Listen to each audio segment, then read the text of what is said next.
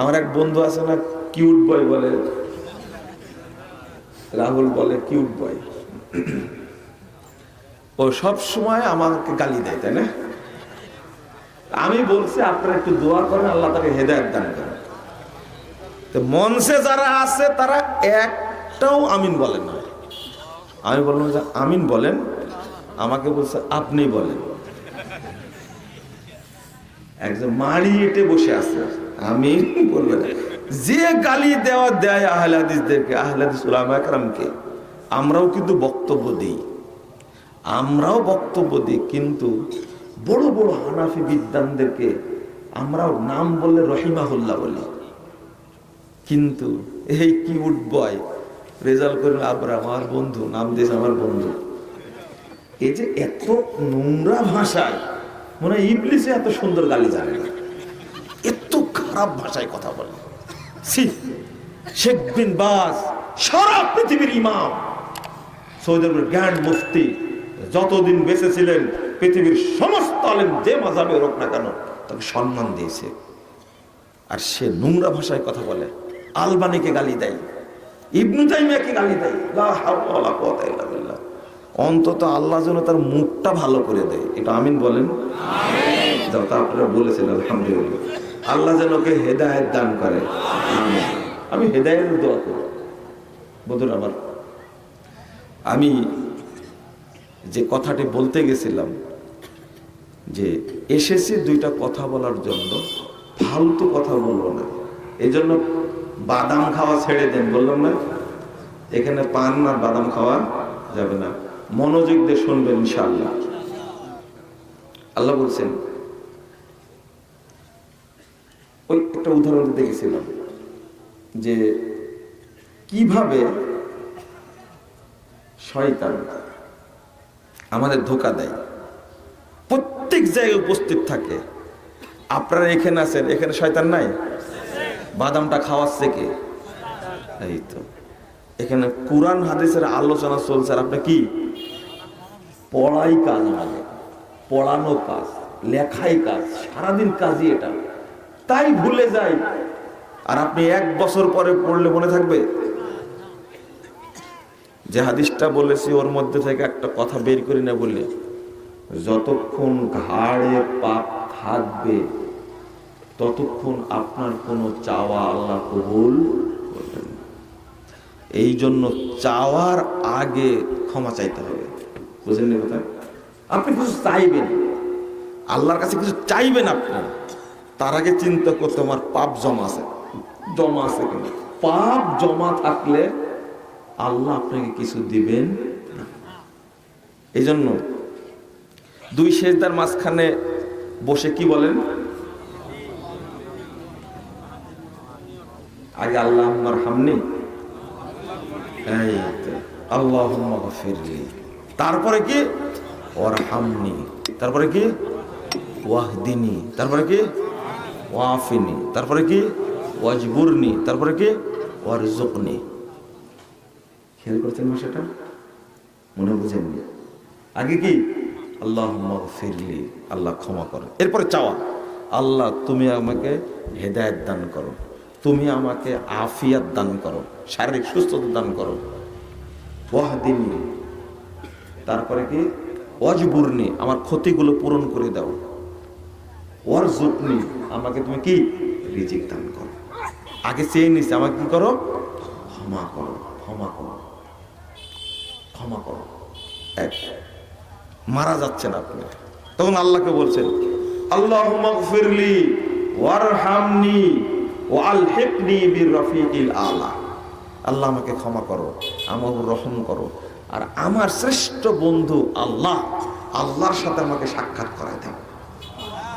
তাহলে কি আগে আল্লাহুম্মা গফিরলি, আপনি দোয়া করবেন সালাতে বসে, আগে বলে নেবেন আল্লাহুম্মা ইন্নী যালামতু নাফসি যুলমান কাসীরা ওয়া লা ইয়াগফিরু যুনুবা ইল্লা আনতা ফাগফিরলি মাগফিরাতাম মিন ইনদিক ইন্নাকা আনতাল গফুরুর রহিম। এবার বলছেন আল্লাহুম্মা ইন্নী আউযু বিকা মিন আযাবিল কবর ওয়া আউযু বিকা মিন ফিতনাতিল আল্লাহুম্মা ইন্নী আউযু বিকা মিন আযাবি জাহান্নাম ওয়া আউযু বিকা মিন আযাবিল কবর ওয়া আউযু বিকা মিন ফিতনাতিল মাসিহিদ দাজ্জাল ওয়া আউযু বিকা মিন ফিতনাতিল মাহইয়া ওয়াল মামাত আল্লাহুম্মা ইন্নী আউযু বিকা মিনাল মা'সামি ওয়াল মাগরিব।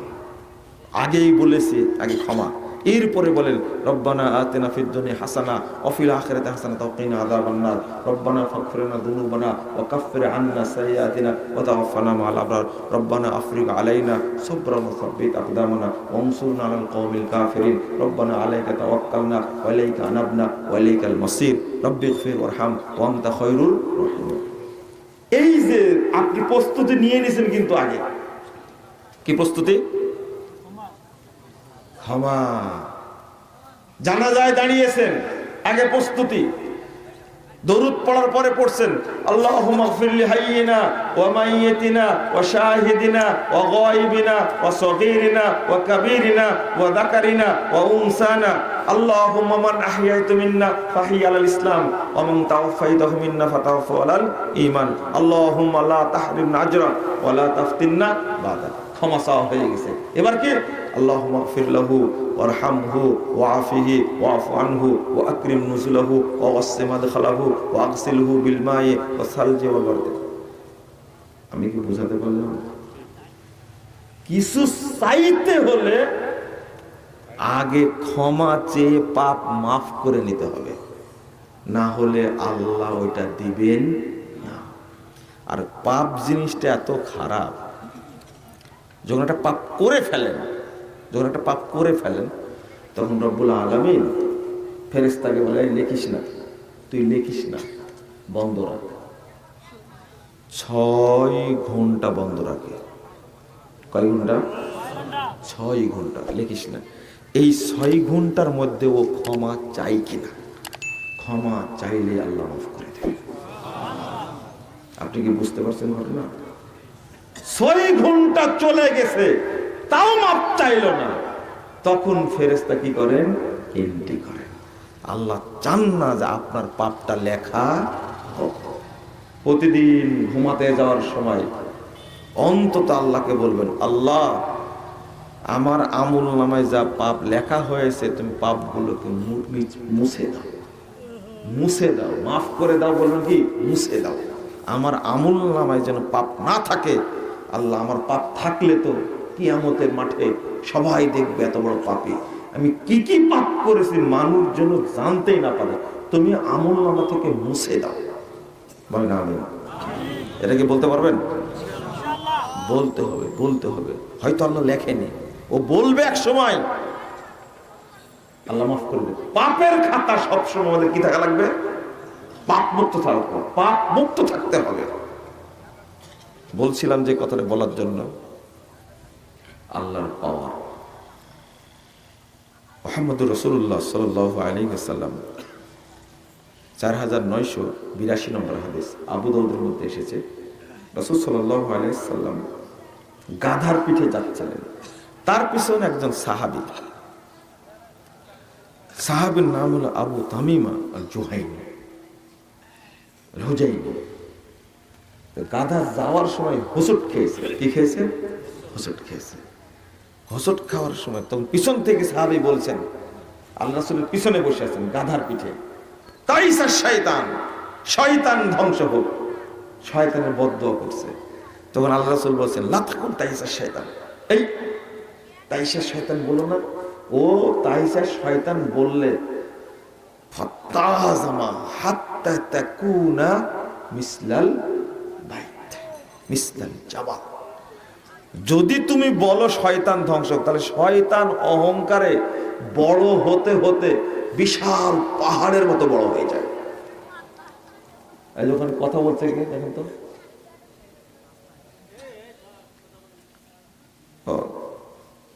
মানে একটা শয়তান কত বড় হতে পারে আপনি ভাবতে পারছেন? হাত্তা ইয়াকুনা মিসলাল জাবাল। ও বড় হতে হতে অহংকারে পাহাড়ের মতো বড় হয়ে যায়। আর একটা হাদিস আসছে বিল্ডিং এর মতো বড় হয়ে যায়।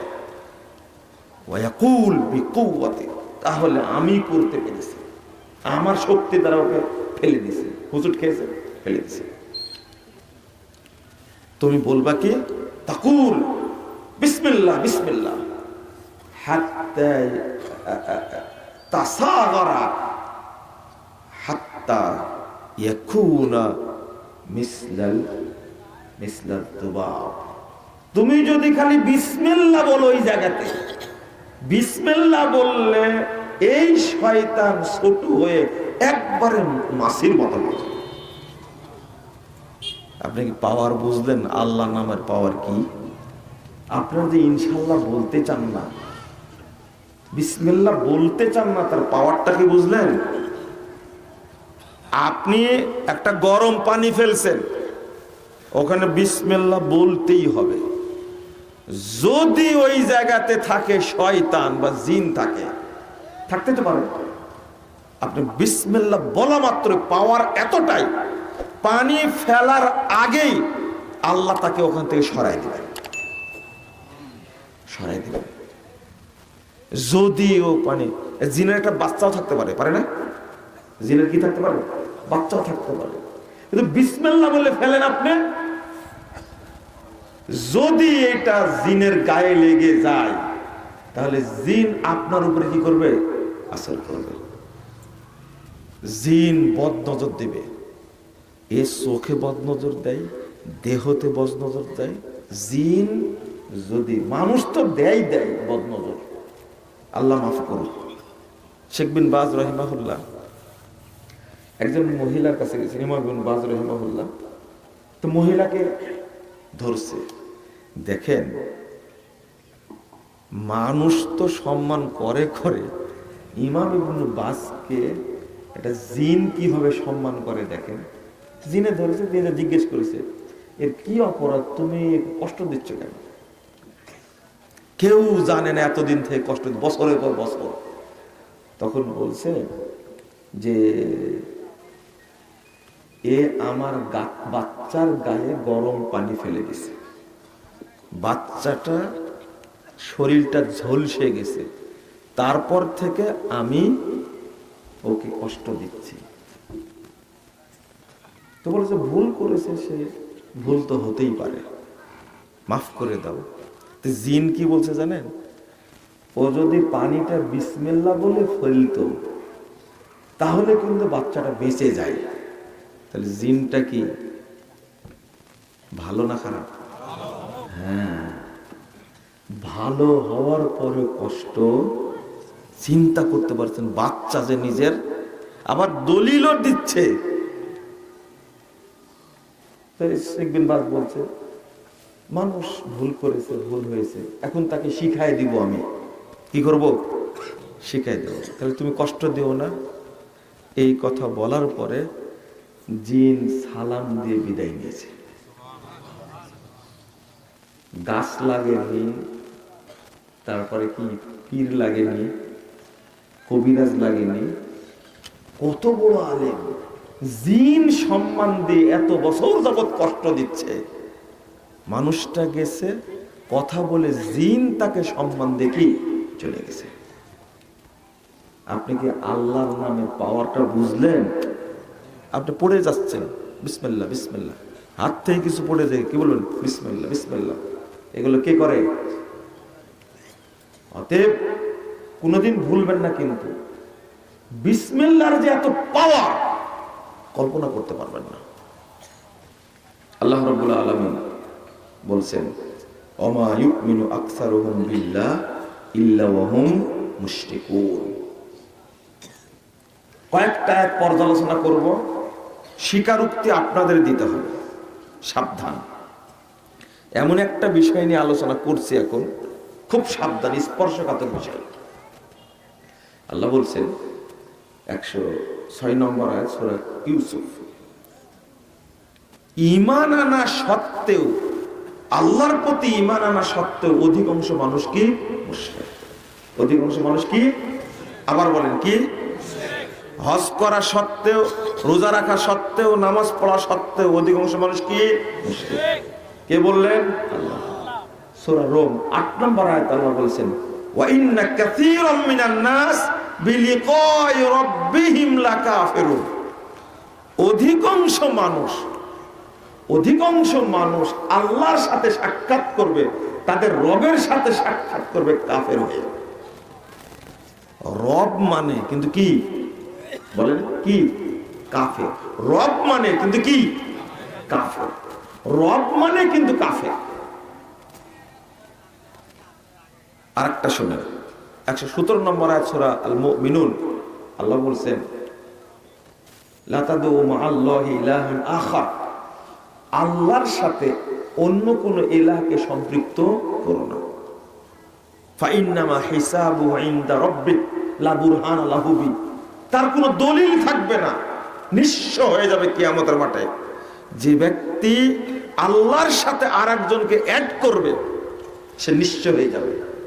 তারপরে কি বলছেন, ইন্নাহু লা ইফলিহুল কাফিরুন, কাফেররা কখনো সফল হতে পারবে না।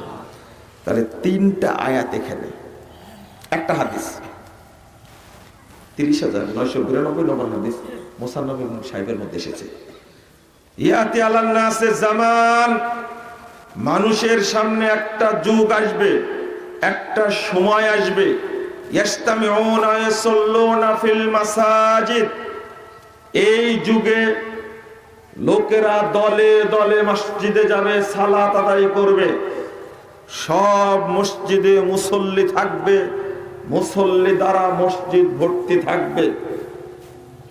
এমন একটা সময় আসবে মসজিদে মুসল্লি ভর্তি থাকবে, ওয়ালাইসা ফীহিম মুমিন, কিন্তু কোন মসজিদে একজন মুসল্লি খুঁজে পাওয়া যায়, একজন মুমিন খুঁজে পাওয়া যায়। মুসল্লি আছে কিন্তু কি নাই। তাহলে এরা কারা? মুসল্লি দ্বারা ভর্তি মসজিদ, কিন্তু সেখানে কি নাই, ইমানদার নাই, একজন ইমানদার নাই। তাহলে তারা কি? মুসল্লি আছে কিন্তু ইমানদার নাই, তাহলে তারা কি? 1 নম্বরে তারা কাফের, মুশরিক, মুনাফিক।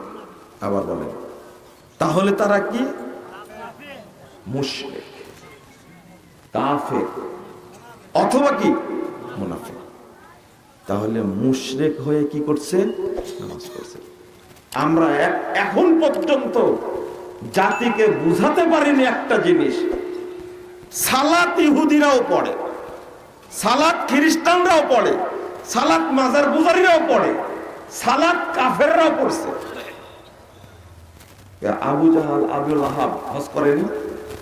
আব্দুল মুত্তালিব কি হজ করেনি? আবু তালেব কি হজ করেনি? আব্দুল মুত্তালিব শুধু হজ না, এমন ঈমানের অধিকারী ছিল, যখন আব্রাহা কাবা ভাঙতে গেল, আব্রাহার লোকজন আব্দুল মুত্তালিবের উটগুলো চুরি করে নিয়ে গেছে, ছিনতাই করে নিয়ে গেছে। আব্দুল মুত্তালিব আব্রাহাকে গিয়ে বলছে, আব্রাহা তোমার লোকগুলো আমার উট ছিনতাই করে নিয়ে এসেছে, এই উটগুলো দিয়ে দাও। আব্রাহা বলছে, আমি শুনেছি তুমি কুরাইশ বংশের নেতা, কাবার মুতল্লি, আমি আসছি কাবা ভাঙতে, কাবা নিয়ে তোমার কোনো চিন্তা নাই, তোমার চিন্তা উট নিয়ে, তুমি তো স্বার্থপর। আব্দুল মুত্তালিব বলছে আব্রাহাকে, আব্রাহা কাবার মালিক আল্লাহ, আল্লাহ দেখবেন, উটের মালিক আমি, তুমি উটগুলো দিয়ে দাও। বলেন তো আপনার ঈমান শক্তিশালী বেশি না আব্দুল মুত্তালিবের ঈমান শক্তিশালী?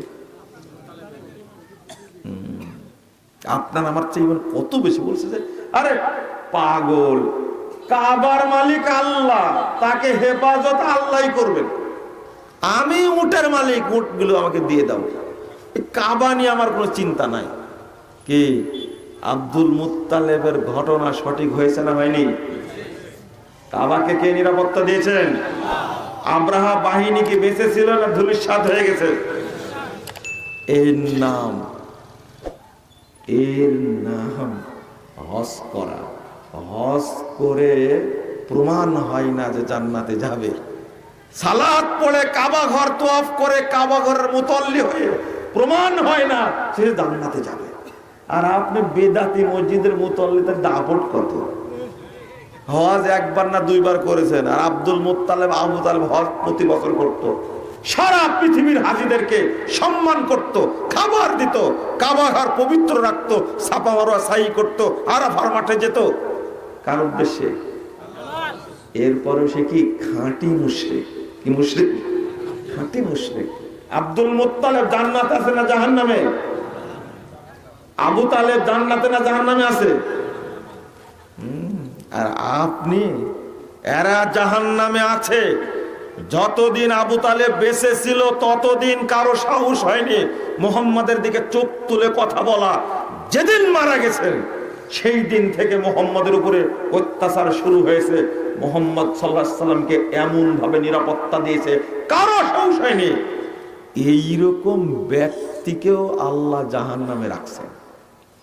এই আবু তালেবও জাহান্নামে আছে, শুধু একটু হালকা করেছে, জাহান্নামে জুতা পরায় দেবে আল্লাহ।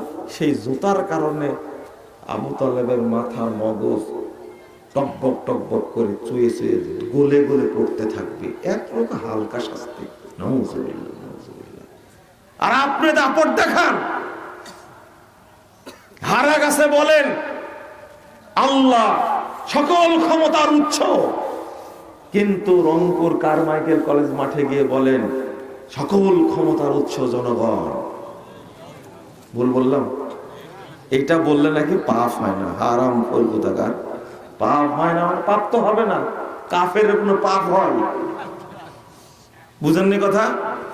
কাফের পাপ হয়, মুশরিকের কোনো পাপ হয়? পাপ তো হয় মুসলিমের, কাফের পাপ হয় না। এই কথা বলা মাত্র তুমি কাফের হয়ে গেছো, তোমার পাপ হবে না।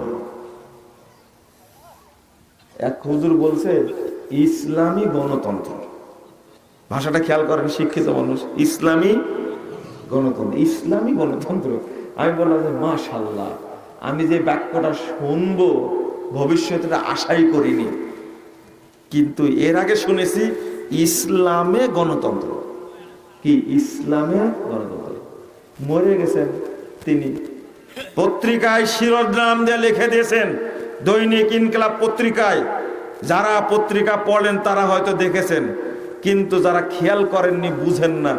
ইসলামে গণতন্ত্র মানে কি? কোরআনে শয়তান, ইসলামে কি শয়তান?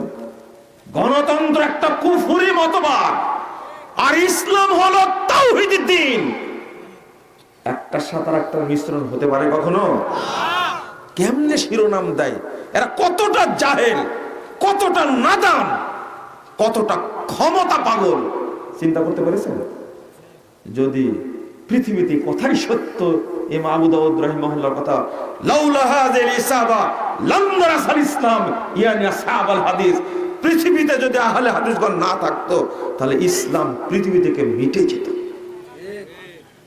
কত বছর আগে বলে গেছেন ইমাম আবু দাউদ রাহিমাহুল্লাহ, এই কথাই চূড়ান্ত।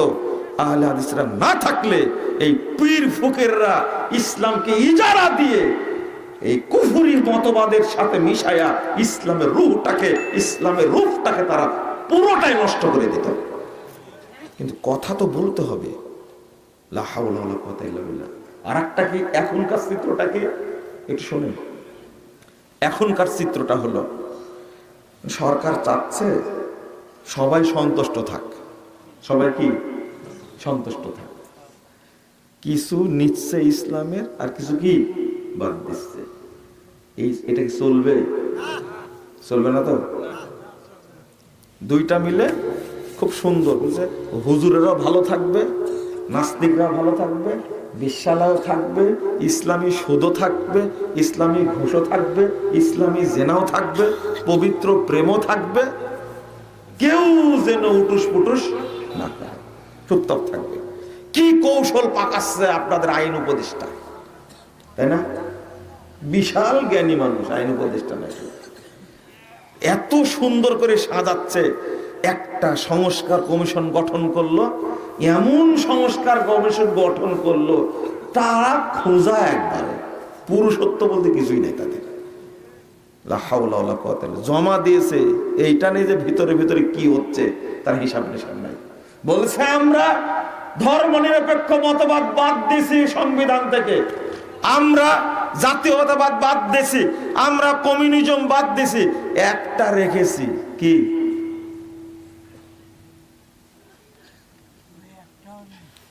দশটা বড়ি। কটা বড়ি? 10টা বড়ি 10 জন খেলে 10 জনে কি মারা যাবে, তাই না? বুঝেননি কথা? তার মধ্যে বাদ দিছে কয়টা? 9টা। আর একটা কি? এইটা খেলে কি বাঁচবে? গণতন্ত্র রেখে দিছে। আর ধারা তৈরি করেছে তোমাকে সাইজ করার জন্য। আল্লাহ 1500 বছর আগে আয়াত নাজিল করে দিয়েছেন। আল্লাহ রাব্বুল আলামিন বলছেন, আপনারা শোনেন।